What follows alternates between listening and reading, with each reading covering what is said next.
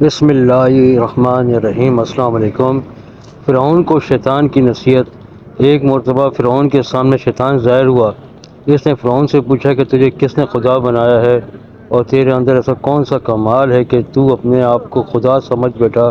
فرعون نے کہا کہ میرے پاس بہت بڑی طاقت ہے، میرے پاس بہت سا سونا اور چاندی، ہیرے جواہرات ہیں اور میں بہت بڑے ملک کا مالک ہوں۔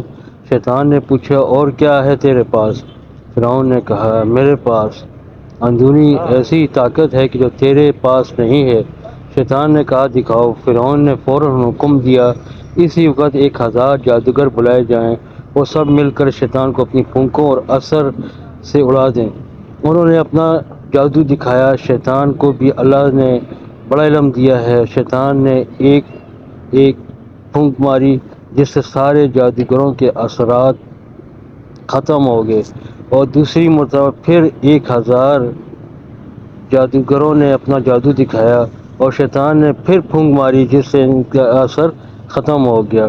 ان جادوگروں نے پھر آخری جادو دکھایا تو شیطان نے پھر ایک پھونک ماری اور ہنس کر کہنے لگا تم اگر ایسے 1000 جادو بھی دکھاؤ گے تو میرا کچھ بگاڑ نہیں پاؤ گے، سب ہوا میں تحلیل ہو جائے گا۔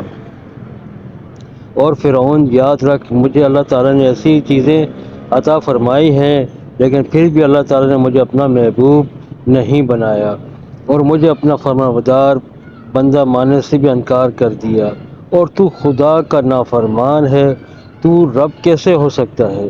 علماء کرام اس واقعے کے بعد لکھتے ہیں کہ انسان اپنے خدا کی نافرمانی اور شہود کی وجہ سے کر لے تو اس کا گناہ معاف کر دیا جاتا ہے۔